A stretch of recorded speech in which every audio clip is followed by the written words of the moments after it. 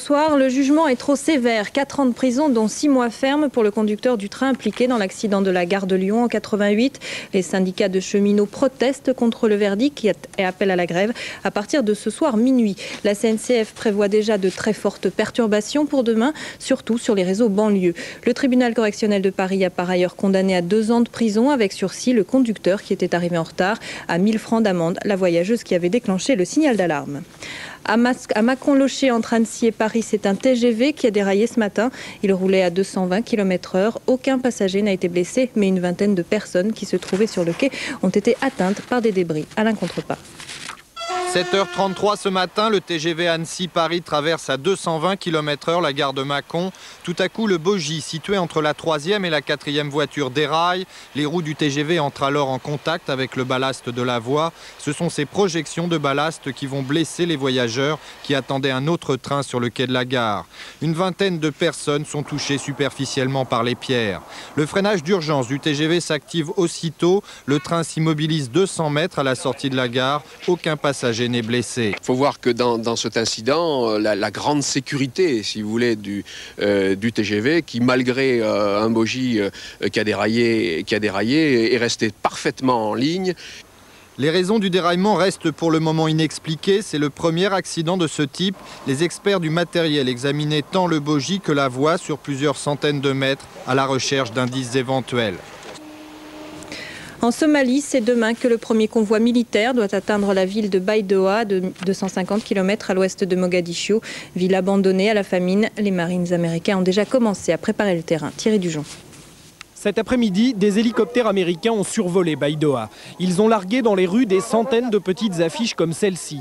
On y voit un soldat américain serrer la main d'un Somalien. L'objectif, c'est d'expliquer aux habitants que les Nations Unies sont ici pour les aider et pas pour faire la guerre. Baidoa, c'est le cœur même de la famine en Somalie, une ville où l'aide humanitaire est toujours paralysée par les bandes de pillards, des factions rivales que les Américains ne cherchent pas systématiquement à désarmer.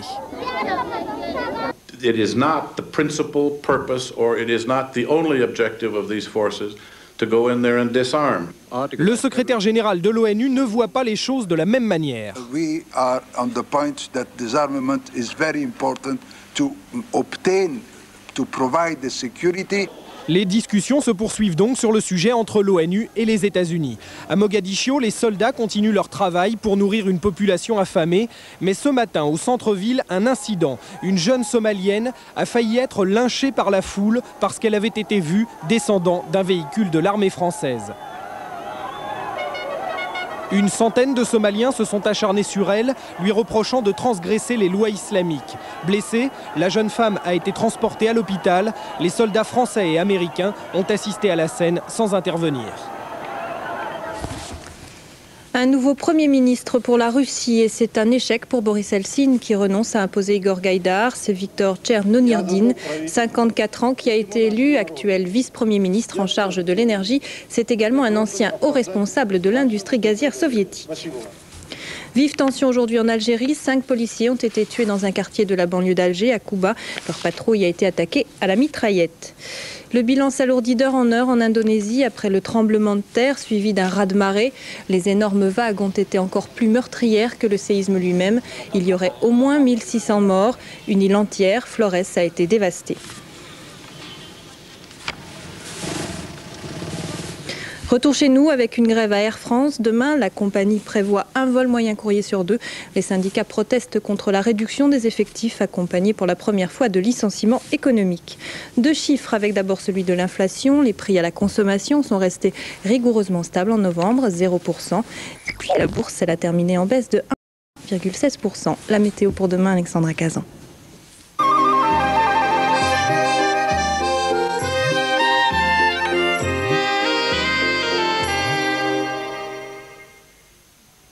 Pas franchement beau, mais pas franchement mauvais non plus. Tout ça parce que l'air de rien, nous sommes protégés par un anticyclone centré sur les Alpes et que la dépression islandaise passe beaucoup plus au nord. Moralité demain matin, variable, il fera aux frontières du nord-est sur les Alpes et l'Auvergne. Des éclaircies pour les autres sont prévues, mais également un vent de sud-ouest en Atlantique, 30 km/h. Demain après-midi, sensiblement la même chose, avec un ciel encore variable à l'est sur l'Auvergne et la Bretagne. Un vent de sud-ouest à l'intérieur des terres, notamment sur l'Aquitaine, 45 km/h.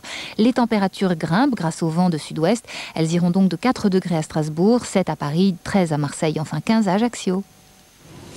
Tout de suite du handball au profit de l'association des artistes contre le sida. L'équipe de France affronte le reste du monde au stade de Coubertin. Excellente fin de soirée. Inquiétant et pas ordinaire, mais pourtant si fragile.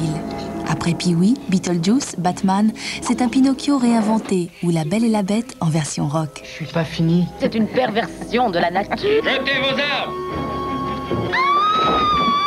Vous devez le repousser, vous devez l'expulser, ce démon. Serre-moi. Magie et pureté du conte de fées retrouvé. Édouard aux mains d'argent, dimanche 27 à 18h. Je ne peux pas.